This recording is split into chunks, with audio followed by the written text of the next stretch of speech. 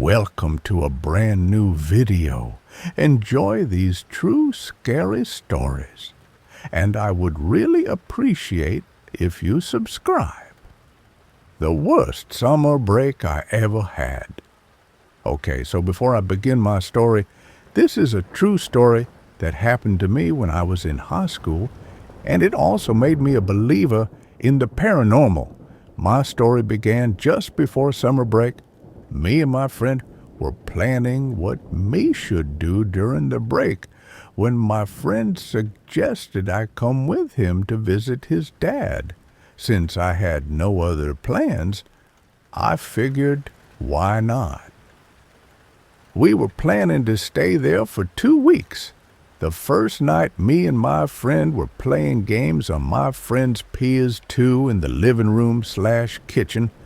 There was this portrait that was hanging on the wall next to the TV of my friend's cousin. It creeped me out because it was one of those where the eyes follow you anyways. After playing for 3 hours, we decided to sleep in the living room while I was sleeping. I woke up around 2:45 a.m. It sounded like somebody was crumpling a piece of paper right up against my ear, but I could clearly see there was nothing there. I was frozen in fear.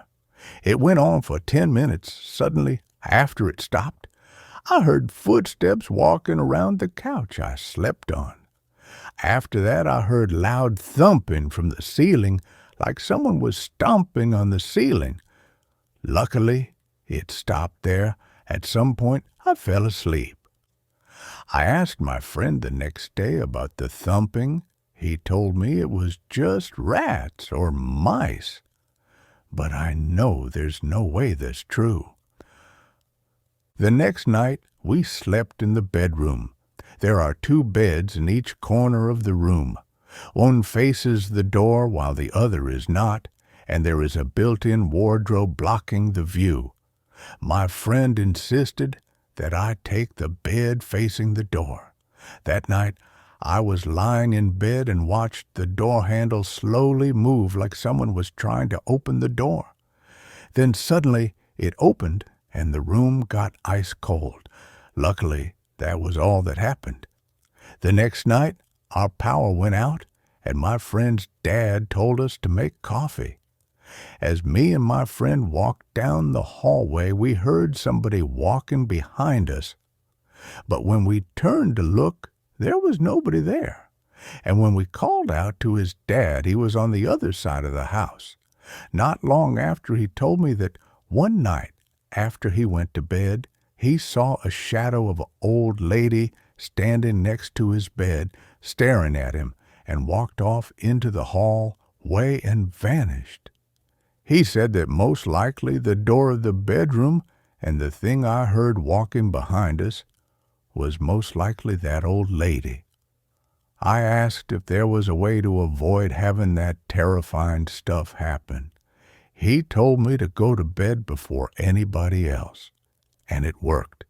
Nothing else happened for the rest of the time I was there, but after I got back home, my friend told me he didn't want to freak me out.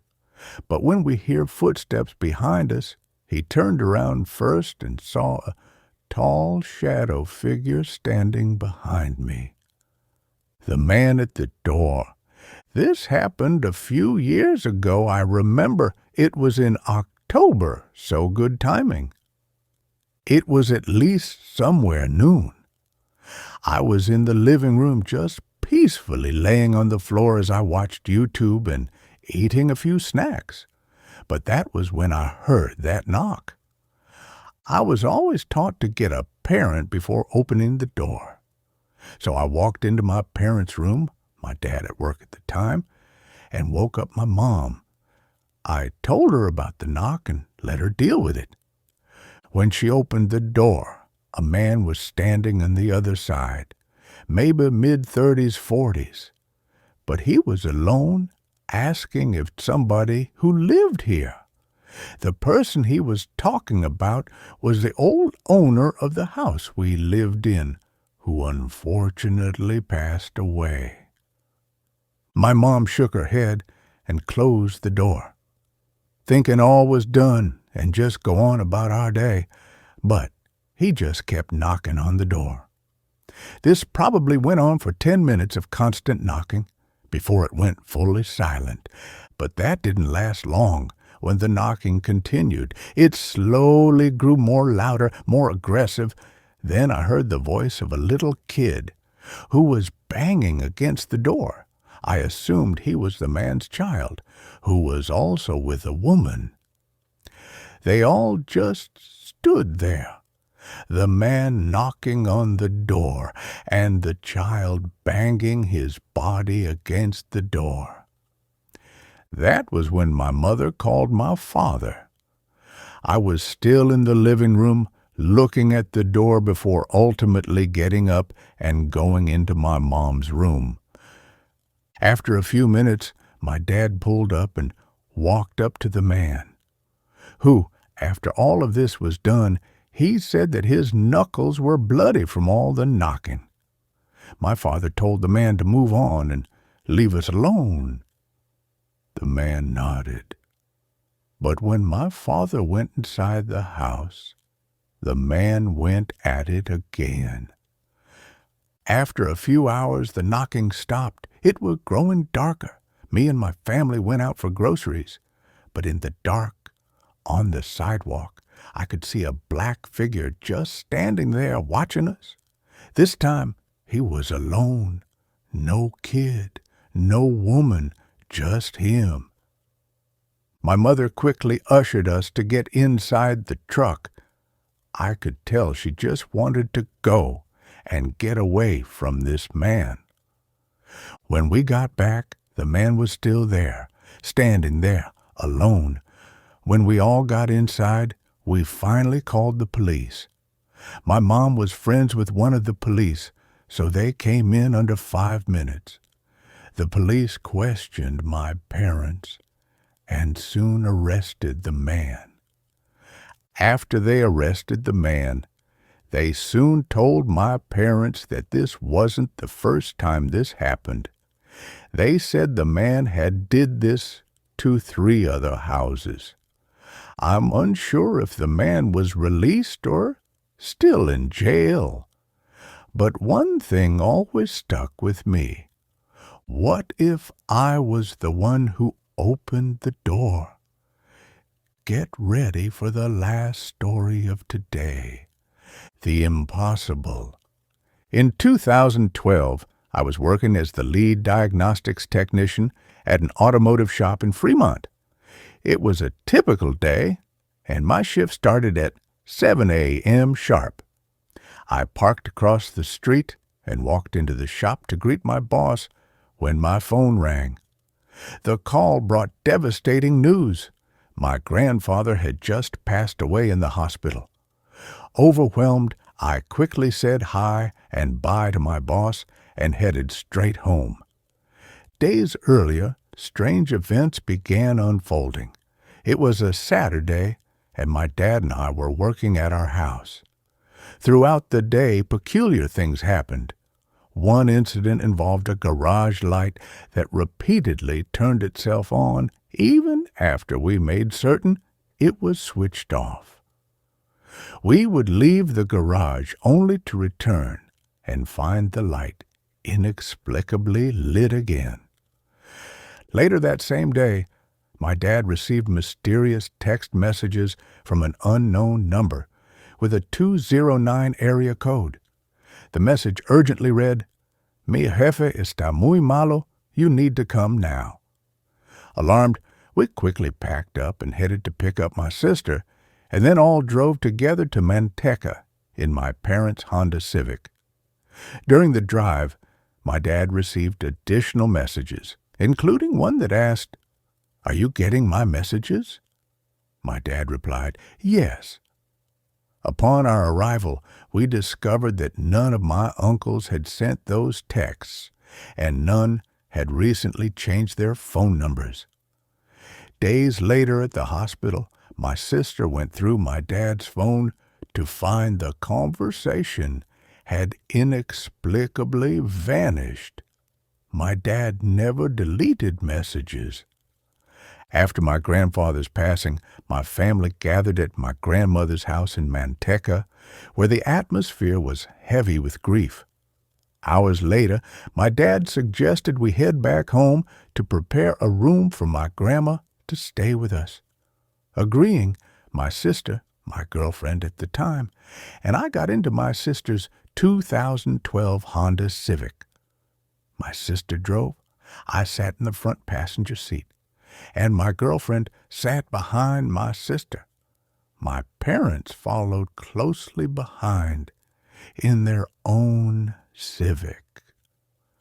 As we drove down a quiet street, I noticed a rosary hanging from my sister's rearview mirror, knotted tightly. I casually asked her, "Why do you tie the rosary in such a tight knot?" She responded, "I don't like it dangling too low when I drive."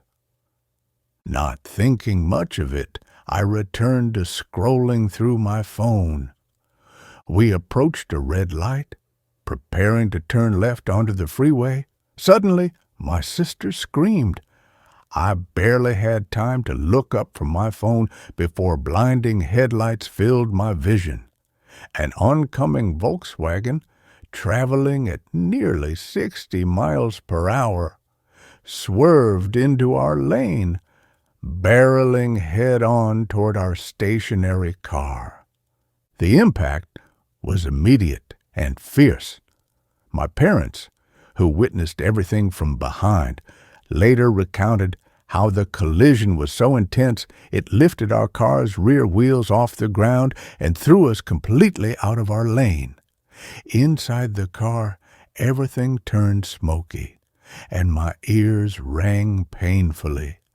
A giant check engine light blinked furiously on the dashboard.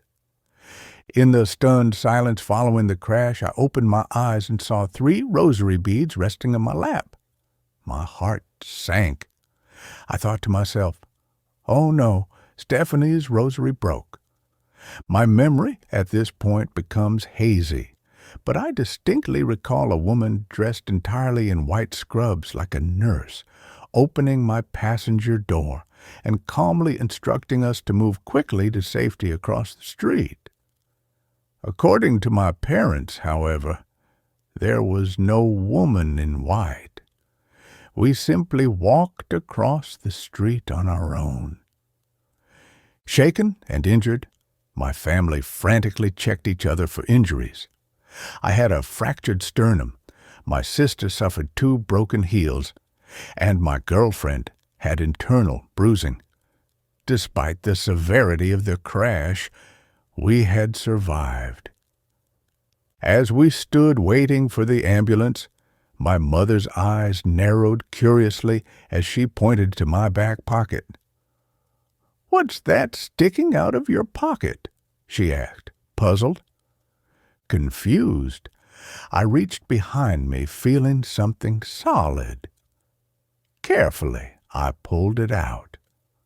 My heart skipped a beat. In my hand was my sister's rosary, completely intact. The very same rosary I'd seen tied tightly to the rearview mirror, the same one I thought had shattered moments earlier.